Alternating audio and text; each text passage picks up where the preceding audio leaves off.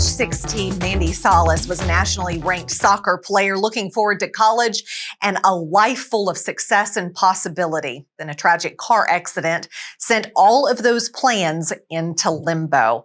Now Mandy describes how she fought not only to survive, but also thrive. Hi, Mandy. How are you? Hello. I'm great. Thanks for inviting me to be here. Absolutely. Now, Mandy, you were a star athlete, your sights set on college, and then this tragic car accident. Tell us a little bit about the accident and what happened. Sure. So I was living abroad with a family in Argentina and doing a language immersion program. And they invited me and we all decided to go to the famous Iguazu waterfalls, which was about a 14-hour drive from where I was living. And really, it was just kind of one of those things where about 13 hours into the drive, maybe a tire popped or something happened where we just started sort of swerving and we were out of control. And then we went off the side of the road into some grasslands and the car started flipping over. I learned later that it flipped 9 times and I hit my head on the ceiling and broke my neck in that first rotation. You were only 16. How do you handle that at 16 to overcome what you went through? Sure. I would say that I was mature for my age. However, I think what really made a huge difference was being an athlete. I was an elite athlete. And so having that sort of, underdog mentality that nothing was going to keep me down and sort of being really competitive against whatever challenge was going to come my way made a huge difference. And I also feel like being in Argentina made a huge difference because for whatever reason, the doctors there didn't give me that sort of sentence of, you're never going to walk again in the first day that I was injured. I obviously knew it was a bad injury and something crazy was happening, but they didn't give me that news. And I actually didn't get that news until I came back to the United States 2 weeks later. How did that hit you? You are never going to walk again. So I think by then, by having those 2 weeks as a buffer to try to just figure out sort of what was happening on my own, I just created again that underdog mentality and that never give up.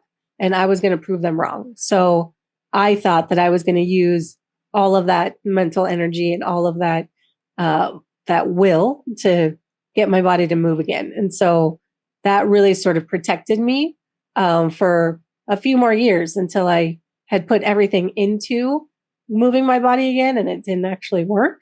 So that whole thing about you can do anything you put your mind to was something that was very strong in me. And then I realized, okay, well, maybe you can't do anything, but let's start to focus on the things we can do. And that's when I really shifted into finding all the success that I could in other ways.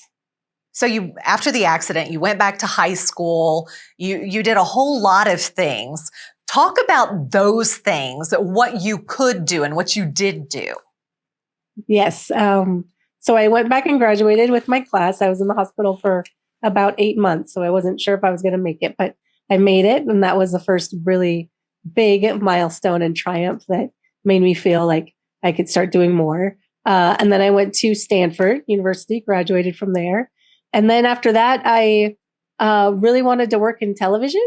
I had gotten my degree in international relations and wanted to continue doing things like I had learned about culture in Argentina and wanted to continue doing that. So I got the degree and wanted to work for the Travel Channel. So I moved to LA.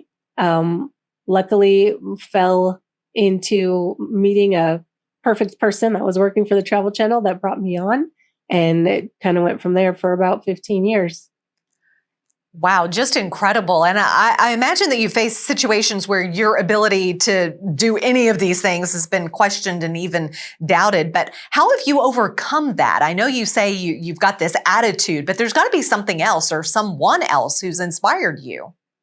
I'm glad you said that. That's exactly right. So the someone else is really a major part of it because it was finding, like I said, I met the perfect person that could get me into the industry and he believed in me and got me into the industry. And so then, once I had some of that experience, then it was meeting more people that believed in me and that kind of kept me going. And so it was really finding those people. Obviously there's luck, there's work, there's energy that you put into it that can get you into the right connections. But I feel like that was really kind of a game changer for me, was finding those people that would support me. And then they would introduce me to other people that, she's our producer. And they'd be like, okay, she's your producer. And it would, spiral from there in a good way. So is this part of the new career that you're launching, or are you launching yet something else? So I'm working on writing my memoir. So another part of my success story, I guess you would say, is I also, after things were starting to slow down in television, I decided that it was time to start thinking about having a family and a spouse or a partner. And so again, found that perfect person to do that with. And then we had 2 kids. I had 2 kids with his help.